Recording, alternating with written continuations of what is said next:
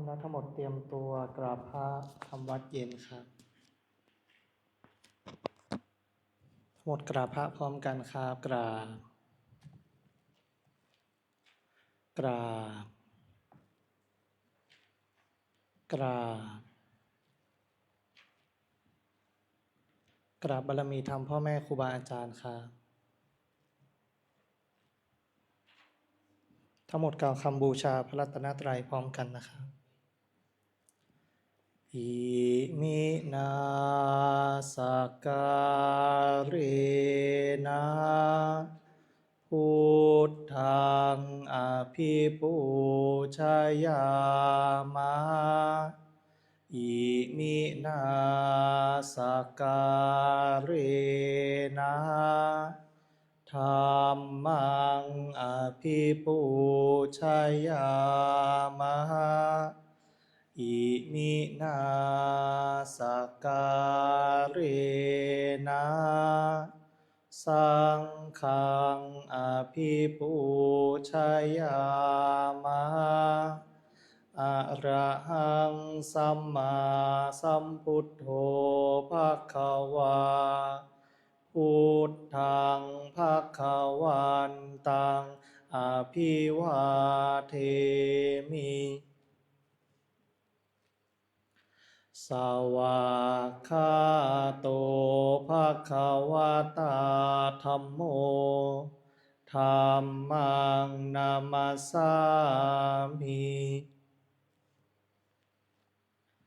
สุปฏิปันโนภควโตสาวกสังโฆสังฆังนะมามิเปิดหนังสือหน้าที่4ครับหันธรรมยังพุทธัสสะภะคะวะโตปุพพภาคณมะการังกโรมาเซนะโมตัสสะภะคะวะโตอะระหะโตสัมมาสัมพุทธัสสะนะโมตัสสะภะคะวะโตอะระหะโตสัมมาสัมพุทธัสสะนะโมตัสสะภะคะวะโตอะระหะโตสัมมาสัมพุทธัสสะพุทธังสรณังคัจฉามิธัมมังสรณังคัจฉามิสังฆังสรณังคัจฉามิทุติยัมปิพุทธังสรณังคัจฉามิทุติยัมปิธัมมังสรณังคัจฉามิทุติยัมปิสังฆังสรณังคัจฉามิตาติยัมปิพุทธังสรณังคัจฉามิตาติยัมปิธัมมังสรณังคัจฉามิตาติยัมปิสังฆังสรณังคัจฉามิธรรมที่พระพุทธเจ้าทรงแสดงไว้เพื่อประโยชน์ของสัตว์โลกเป็นธรรมที่เห็นได้ยากยิ่งสำหรับธรรมที่จะกล่าวต่อไปนี้เป็นธรรมที่สามารถกระทำความสงบอันประเสริฐและสามารถประทานซึ่งสมบัติทั้งปวงเป็นเครื่องสงบเหตุร้ายทั้งปวงเป็นเครื่องป้องกันอมนุษย์และยักษ์เป็นเครื่องระงับความตายก่อนกำหนดเวลาเป็นเครื่องขจัดความเศร้าโศกและโรคเป็นเครื่องย่ำยีกำลังของข้าศึกเป็นเครื่องจำเริญชัยชนะแด่พระราชาเป็นเครื่องนำสิ่งที่ไม่น่าปรารถนาทั้งปวงออกไปเป็นธรรมอันประเสริฐข้าพระเจ้า จักแสดงคุณธรรมเช่นนั้นตามสภาพที่เป็นจริงณที่ใดมีผู้กล่าวว่าจะสรรเสริญพระคุณอันประเสริฐของพระรัตนตรัยด้วยจิตที่เลื่อมใสณที่นั้นความสุขความสบายและความสวัสดีย่อมมีแก่ผู้นั้นตลอดกาลทุกเมื่อเปิดหนังสือไปหน้าที่8ครับ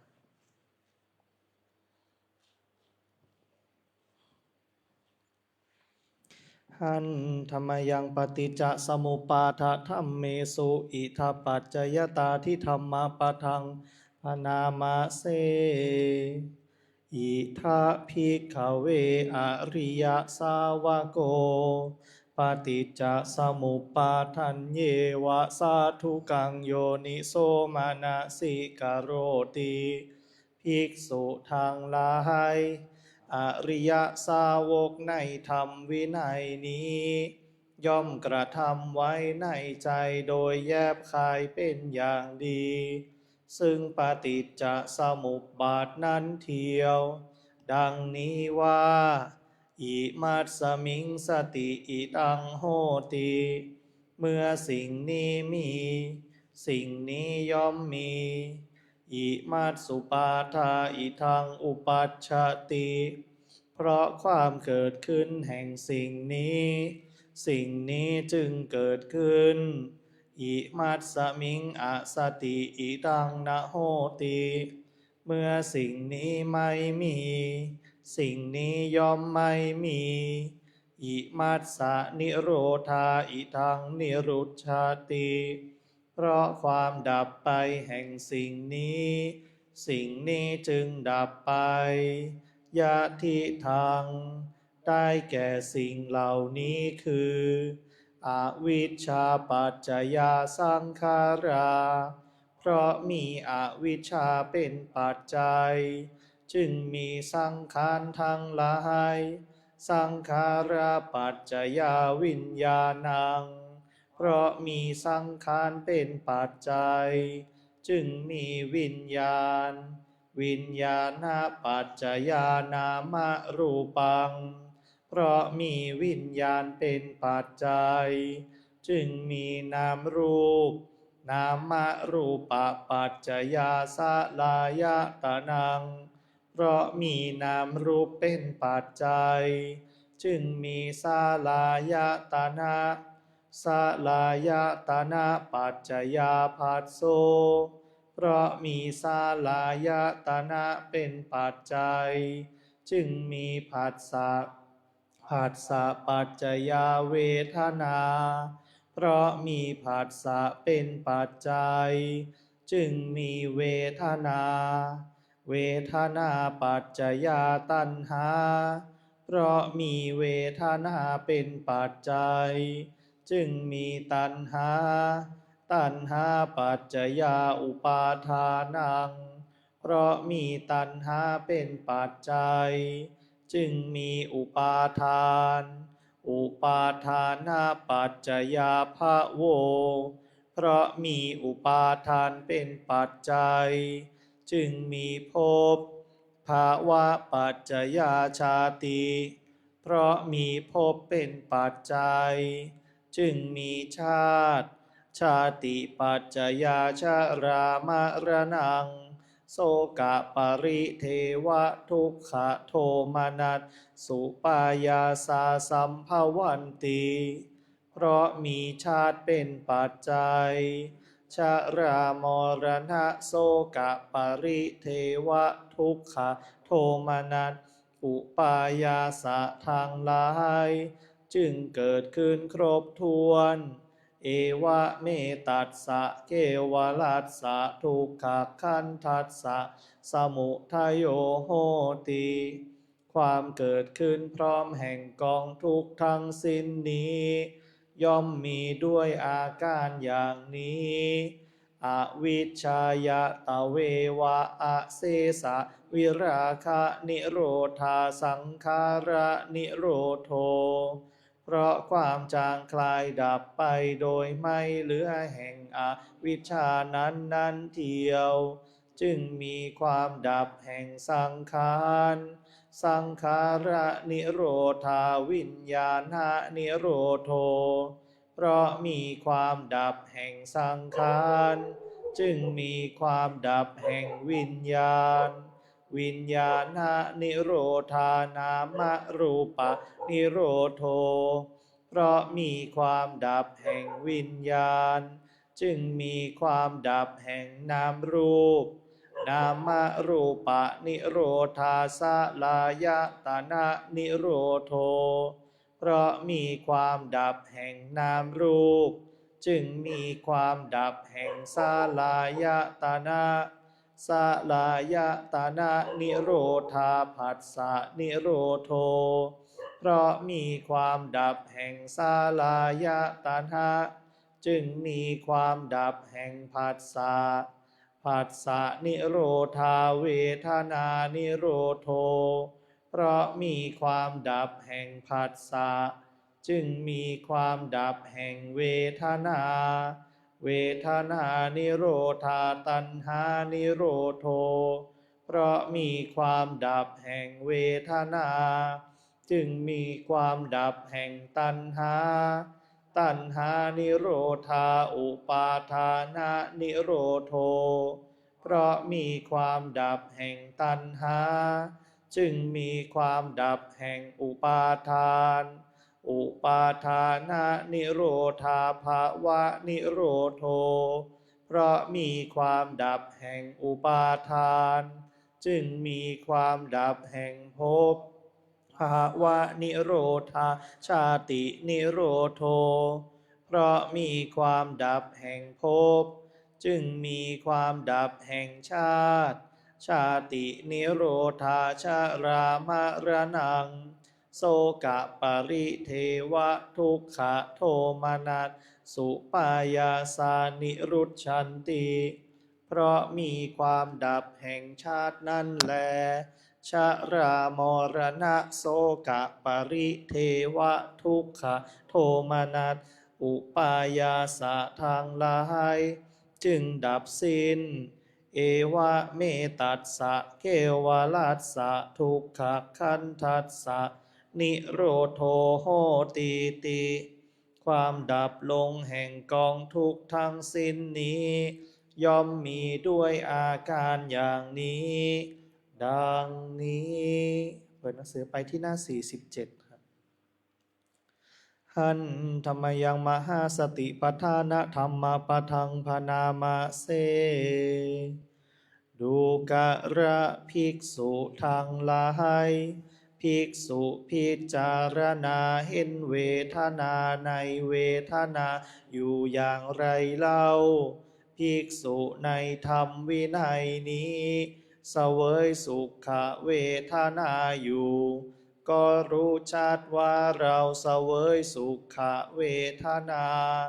หรือเสวยทุกขเวทนาก็รู้ชัดว่าเราเสวยทุกขเวทนาหรือเสวยอทุกขมสุขเวทนาก็รู้ชัดว่าเราเสวยอทุกขมสุขเวทนาหรือเสวยสุขเวทนามีอามิตรก็รู้ชัดว่าเราเสวยสุขเวทนามีอามิตรหรือเสวยสุขเวทนาไม่มีอามิตรก็รู้ชัดว่าเราเสวยสุขเวทนามีอามิตรหรือเสวยทุกขเวทนามีอามิตรก็รู้ชัดว่าเราเสวยทุกขเวทนามีอามิตรหรือเสวยทุกขเวทนาไม่มีอามิตรก็รู้ชัดว่าเราเสวยทุกขเวทนาไม่มีอามิตรหรือเสวยอทุกขมสุขเวทนามีอามิตรก็รู้ชัดว่าเราเสวยอทุกขมสุขเวทนามีอามิตร หรือเสวยอทุกขมสุขเวทนาไม่มีอามิตรก็รู้ชัดว่าเราเสวยอทุกขมสุขเวทนาไม่มีอามิตรดังพันนามาชนี้ภิกษุย่อมพิจารณาเห็นเวทนาในเวทนาภายในบ้างพิจารณาเห็นเวทนาในเวทนาภายนอกบ้างพิจารณาเห็นเวทนาในเวทนาทั้งภายในทั้งภายนอกบ้างพิจารณาเห็นธรรมคือความเกิดขึ้นในเวทนาบ้างพิจารณาเห็นธรรมคือความเสื่อมในเวทนาบ้างพิจารณาเห็นธรรมคือทั้งความเกิดขึ้นทั้งความเสื่อมในเวทนาบ้างอีกอย่างหนึ่งสติของเธอที่ตั้งมั่นอยู่ว่าเวทนามีอยู่ก็เพียงสักว่าความรู้เพียงสักว่าอาศัยระลึกเท่านั้นเธอเป็นผู้อันตัณหาและทิฏฐิไม่อาศัยอยู่แล้วและไม่ถือมั่นอะไรอะไรในโลกดูกะระภิกษุทางหลายอย่างนี้แลภิกษุชื่อว่าพิจารณาเห็นเวทนาในเวทนาอยู่ดูกะระภิกษุทางหลายภิกษุพิจารณาเห็นจิตในจิตอยู่อย่างไรเล่าภิกษุในธรรมวินัยนี้จิตมีราคะก็รู้ว่าจิตมีราคะหรือจิตปราศจากราคะก็รู้ว่าจิตปราศจากราคะจิตมีโทสะก็รู้ว่าจิตมีโทสะหรือจิตปราศจากโทสะก็รู้ว่าจิตปราศจากโทสะจิตมีโมหะก็รู้ว่าจิตมีโมหะ